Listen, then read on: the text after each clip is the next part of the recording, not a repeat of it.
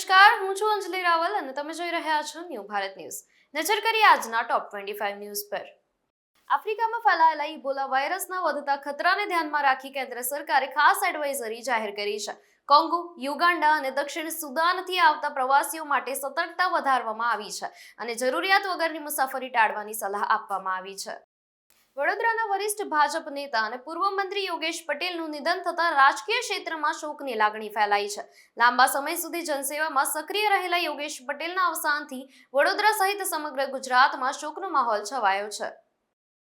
કર્ણાટક હાઈકોર્ટે દુષ્કર્મના આરોપી એન્જિનિયરિંગ વિદ્યાર્થીની જામીન અરજી ફગાવી દીધી છે. કોર્ટે ગુનાની ગંભીરતા પર ભાર મૂકતા કડક ટિપ્પણી કરી અને કાયદાના ભય તથા મહિલાઓની સુરક્ષા અંગે ચિંતા વ્યક્ત કરી છે. તમિલનાડુ ભાજપના પૂર્વ પ્રમુખ કે અન્નામલાઈએ દિલ્હીમાં ભાજપના ટોચના નેતાઓ સાથે મહત્વપૂર્ણ બેઠક કરી છે, જેના કારણે તેમના રાજકીય ભવિષ્યને લઈને અટકળો તેજ બની છે. ભાજપ છોડવાની અને નવી પાર્ટી બનાવવાની ચર્ચાઓ વચ્ચે અન્નામલાઈએ હાલ મૌન જાળવી રાખ્યું છે અને 2 દિવસમાં મોટું નિવેદન આપવાના સંકેત આપ્યા છે. ગુજરાતમાં છેલ્લા 24 કલાક દરમિયાન 150 તાલુકામાં પ્રી મોન્સૂન વરસાદ નોંધાતા વાતાવરણમાં મોટો પલટો આવ્યો છે.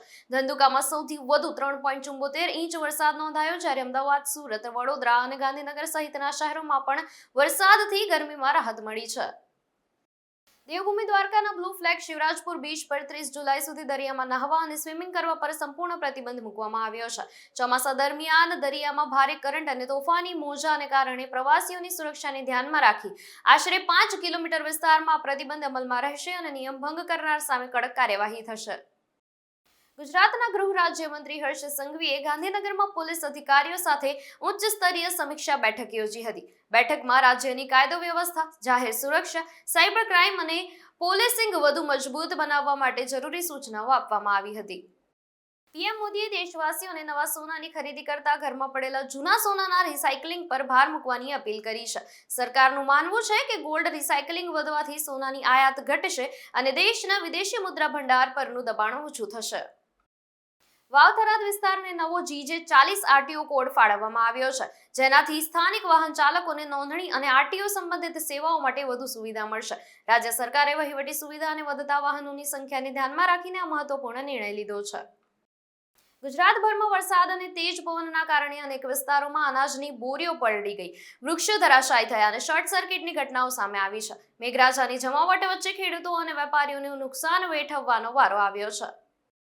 સુપ્રીમ કોર્ટમાં 5 નવા ન્યાયાધીશોએ શપથ ગ્રહણ કરતા હવે જજોની સંખ્યામાં વધીને 37 થઈ ગઈ છે. મુખ્ય ન્યાયાધીશ સૂર્યકાંતે નવા ન્યાયાધીશોને શપથ અપાવ્યા, જેના કારણે સર્વોચ્ચ અદાલતની કાર્યક્ષમતા વધુ મજબૂત બનશે.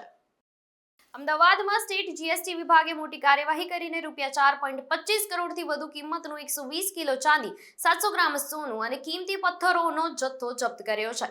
યોગ્ય દસ્તાવેજો વગર પરિવહન થઈ રહેલા માલ સામાનને કબજે કરી કરચોરી મામલે વધુ તપાસ શરૂ કરવામાં આવી છે.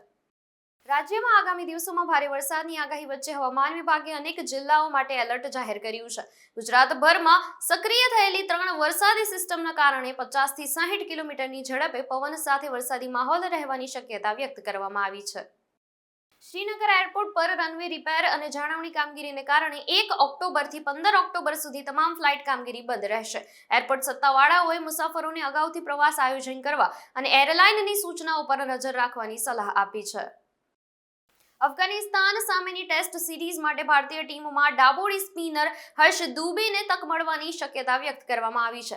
ઘરેલું ક્રિકેટમાં શાનદાર પ્રદર્શન બાદ આ સ્ટાર બોલરને ટીમ ઇન્ડિયા માટે ટેસ્ટ ડેબ્યુ કરવાની તક મળી શકે છે. કોકરોચ જનતા પાર્ટીના સ્થાપક અભિજીત દીપકે 6 જૂને ભારત પરત ફરવાની જાહેરાત કરી છે અને સમર્થકોને એરપોર્ટ પર આવવા અપીલ કરી છે. દીપકે દિલ્હી ખાતે શિક્ષણ મંત્રીના રાજીનામાની માંગ સાથે શાંતિપૂર્ણ વિરોધ પ્રદર્શન શરૂ કરવાની તૈયારીમાં છે. ભારતે ફ્રાન્સ પાસેથી 114 રાફેલ ફાઇટર જેટ ખરીદવાની પ્રક્રિયા શરૂ કરી છે, જે અંદાજે ₹3.25 લાખ કરોડનો દેશનો સૌથી મોટો રક્ષા સોદો બની શકે છે. આ સોદાથી ભારતીય વાયુસેનાની તાકાતમાં મોટો વધારો થશે, જ્યારે 96 જેટ્સ ભારતમાં જ બનાવવાની યોજના છે. અમેરિકાના રાષ્ટ્રપતિ ડોનાલ્ડ ટ્રમ્પે ઈરાન સાથેની ડીલમાં થઈ રહેલા વિલંબ મુદ્દે પોતાના જ સમર્થકો અને સાથીઓ પર આકરા શબ્દોમાં પ્રહાર કર્યો છે. ટ્રમ્પે ટીકાકારોને બધી બકવાસ બંધ કરો અને શાંત બેસો કહીને ઈરાન સાથેની વાટાઘાટો આગળ વધી રહી હોવાનો પણ દાવો કર્યો છે.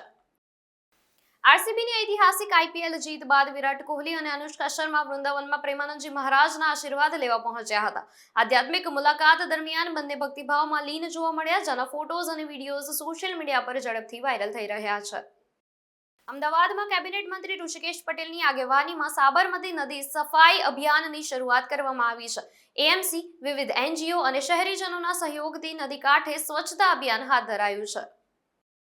ભારતમાં નવા ઇમિગ્રેશન નિયમો અમલમાં આવતા વિદેશી નાગરિકો માટે દસ્તાવેજ ચકાસણી, નોંધણી અને એન્ટ્રી એક્ઝિટ પ્રક્રિયા વધુ કડક બનાવવામાં આવી છે. નિયમોના ભંગ બદલ ભારે દંડ અને જેલની જોગવાઈ પણ રાખવામાં આવી છે, જ્યારે સમગ્ર પ્રક્રિયાને વધુ ડિજિટલ બનાવવામાં આવી રહી છે. આજે સોના ચાંદીના ભાવમાં ખાસ ફેરફાર જોવા મળ્યો નથી. 24 કેરેટ સોનું આશરે ₹1.56 લાખ પ્રતિ 10 ગ્રામના સ્તરે ટ્રેડ થઈ રહ્યું છે, જ્યારે ચાંદીનો ભાવ ₹2.80 લાખ પ્રતિ કિલોની આસપાસ સ્થિર રહ્યો છે. શેર બજારમાં સપ્તાહના પ્રથમ ટ્રેડિંગ દિવસે તેજીનો માહોલ જોવા મળ્યો હતો, જેમાં સેન્સેક્સ અને નિફ્ટી બંનેએ મજબૂત બંધ નોંધાવ્યું. બેન્કિંગ, આઈટી અને ઓટો શેરોમાં ખરીદી વધતા રોકાણકારોની સંપત્તિમાં પણ નોંધપાત્ર વધારો થયો છે. સુપ્રીમ કોર્ટે મહત્વપૂર્ણ ચુકાદામાં કહ્યું છે કે પરિણીત દીકરીને માત્ર લગ્ન થયેલા હોવાના આધારે કરુણા ધોરણે નોકરીથી વંચિત રાખી શકાય નહીં. કોર્ટે સ્પષ્ટ કહ્યું છે કે વૈવાહિક સ્થિતિ કોઈ દીકરીને કરુણા ધોરણે નિમણૂક મેળવવાના અધિકારથી દૂર રાખવાનો આધાર બની શકે નહીં. દાઉદ ઇબ્રાહિમના નજીકના સાથી અને ડ્રગ્સ તસ્કર સલીમ ડોલા સાથે જોડાયેલા મની લોન્ડરિંગ કેસમાં ઈડીએ ગુજરાત અને મુંબઈના 20થી વધુ સ્થળોએ દરોડા પાડ્યા છે. ડ્રગ્સ નેટવર્ક અને ગેરકાયદેસર સંપત્તિના સ્ત્રોતોની તપાસ માટે આ કાર્યવાહી હાથ ધરવામાં આવી છે. ટોપ 25 ન્યૂઝમાં હાલ માટે બસ આટલું જ. વધુ સમાચાર જોવા માટે જોડાયેલા રહો ન્યૂ ભારત ન્યૂઝ સાથે. નમસ્કાર.